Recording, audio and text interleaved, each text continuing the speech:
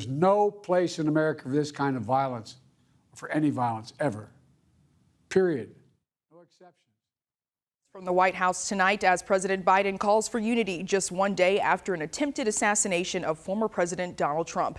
It left the shooter and a rally attendee dead. 2 other attendees were critically injured. We are learning new details tonight about the attack as questions continue to swirl on how this could have happened.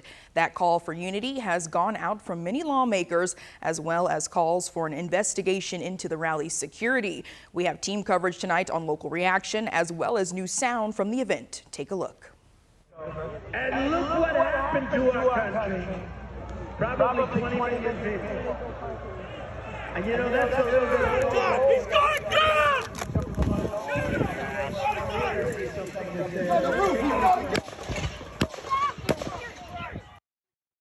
Many of the new details we are learning are about the suspected shooter. We now have a photo of 20-year-old Thomas Crooks. It's from his high school yearbook from 2022 when he graduated. According to a former classmate, Crooks didn't fit in with the rest of the students. That's what I was saying before, just because like he wasn't like with the clique, so he was always had a, I guess, target on his back. What do you mean by that? Just being like bullied. Sources say the firearm Crooks used was legally purchased by and registered to his father. Suspicious devices were also found in the gunman's car, and a device that appeared capable of triggering the devices that were found in his possession. Officials say the family of the shooter is cooperating with investigators. Investigators have not yet identified a motive. Meanwhile, several witnesses claim they saw the suspect climbing the roof and warned law enforcement, but Trump was not removed from the stage before the close call. Saw the person, went back and told the officer again that if he goes back to that particular spot, he can see the person, figuring that he would go in radio. And when I turned around to go back to where I was is when the gunshots started, and then it was just chaos. The FBI has now taken over the investigation as questions rise about how this could have even happened in the first place. Here's national correspondent Christine Frazao. An incident not seen in a generation. Now the start of a new chapter of modern history. The assassination attempt of the former president and current presumptive presidential nominee, leaving a nation stunned. New video from TMZ showing the suspected shooter, 20-year-old Thomas Matthew Crooks, in the moments before he was killed by Secret Service. The AP reporting a local police officer tried to confront the shooter, but backed away when the gun was pointed at him. The suspect's yearbook photos seen here. The crime now being investigated by the FBI as a domestic terror attack. That bullet went just apparently a millimeter from doing real and permanent damage to him, or perhaps taking his life. Speaker of the House Mike Johnson promising a full investigation into how Donald Trump was left so vulnerable, following witness accounts like this. We noticed a guy crawling,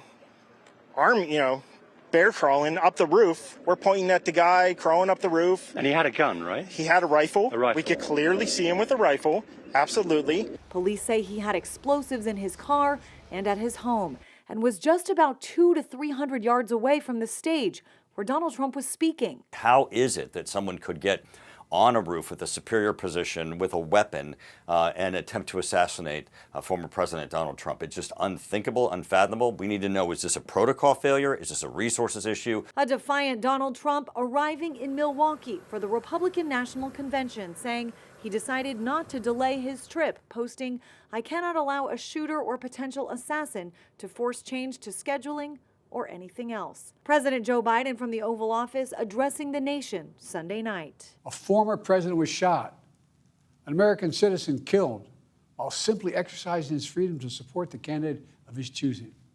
We cannot, we must not go down this road in America.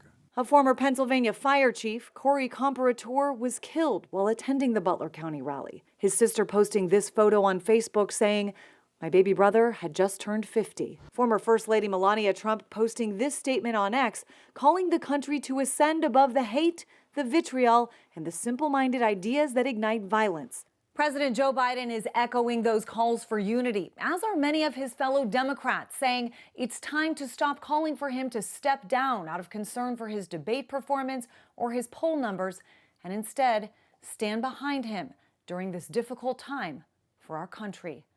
I'm Christine Frizzell reporting.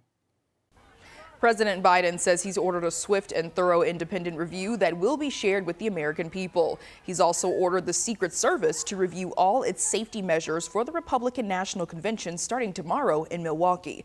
The Secret Service says there are no changes to their plans.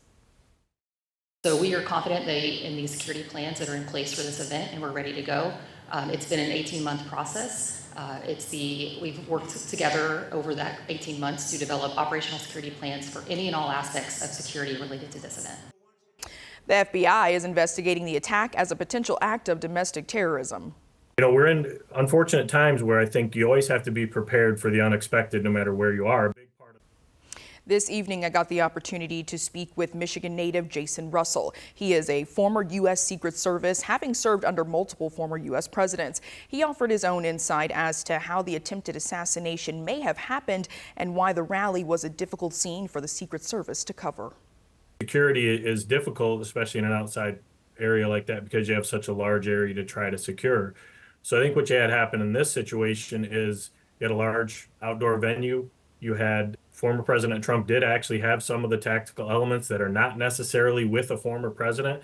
I think it's also important for people to understand that former presidents do not get the same level of protection and the same level of resources that a sitting president would get.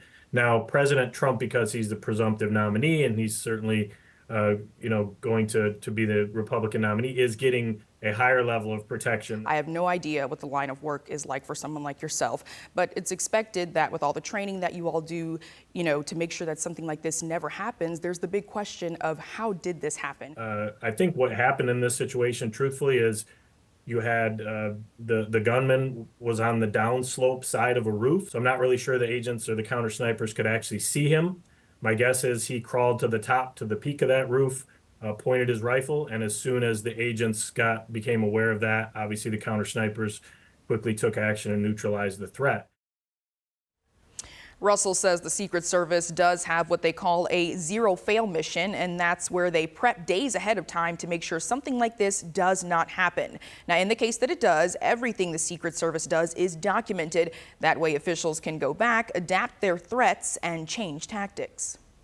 By now, we've all seen the video showing the moments that shots rang out in Pennsylvania. Our very own Tyler Brummett talked with the Kalamazoo County Sheriff on his reaction and the reaction from the West Michigan community.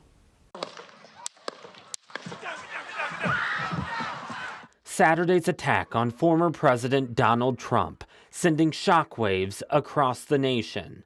In the moments after Trump was hit by gunfire, you see Secret Service agents surrounding him. Yeah, I think the response was handled very well.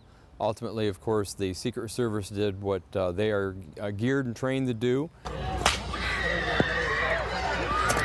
Kalamazoo County Sheriff Richard Fuller says what we all saw Saturday night was difficult to look at. He says every time there's a rally of this magnitude, local, state, and federal law enforcement agencies take hours to prepare. Fuller says there are still many questions investigators will try to answer about the shooter. There's going to be a lot of drive and quest for what was the motive. And so there's going to be a lot of people asking questions. Probably every person this young man has ever met in his life will be questioned now. As investigators continue to comb through evidence, there's another side of this. Of course, the political side. I talked with a number of people here in Kalamazoo County. All of them tell me they hope to cool down the temperature leading up to Election Day. My heart sank. This is not what we need, and it could easily just unleash the craziest stuff. I would definitely like to see both sides come back towards a more reasonable interaction with each other. It's not fair. Now he can't do any rallies. I mean, any president, even Biden, even the candidates, like the fact of being in public is dangerous. The emotions for many are still raw, and for some people, Saturday's incident became personal. I'm a veteran. This isn't what I fought for. I know that. That's not why I did 6 years in the Navy, and this wasn't what I wanted to protect, for sure. It's out of control, and something's got to change because this isn't working. As our nation tries to grasp what happened Saturday night, Sheriff Fuller urges people to address their political differences with ballots and not bullets. Taking up a firearm is not the way to express a political view. Making sure that you go to the polls and voting, that's how you do it. I'm Tyler Brummett reporting. News Channel 3 has been hearing from other viewers about their thoughts on this horrific incident. Here are a few comments from our Facebook page. Now here we're hearing from Kelly Horn. She says our country is in a sad shape, and this is with a sad emoji. And then we've also hearing from Andy Breen, who says this was a very sad day for America. The evil that continues, the hate. America is way better than this. As a conservative Republican, I would never support behavior like this, no matter who the candidate is. This is sick. We're also hearing from Sherry Vinton, who says, so sad, no one should be happy about this, with a broken heart emoji. And finally, Karen Anderson, who says this is not acceptable no matter what side you are on. Now, if you'd like to join in on the conversation, you can head to our Facebook page at News Channel 3. And Trump has made it to Milwaukee tonight, where the Republican National Convention will go on tomorrow as planned. He says he's looking forward to his speech. Trump is not expected to speak until Thursday night, and he will accept the Republican Party nominee that is coming this week. And we're going to continue to follow this breaking news story as it develops. All you have to do is scan the QR code right there on your screen to download the News Channel 3 app to stay up to date on new developments. Now we'll also have the latest on News Channel 3 starting at 4:30 a.m.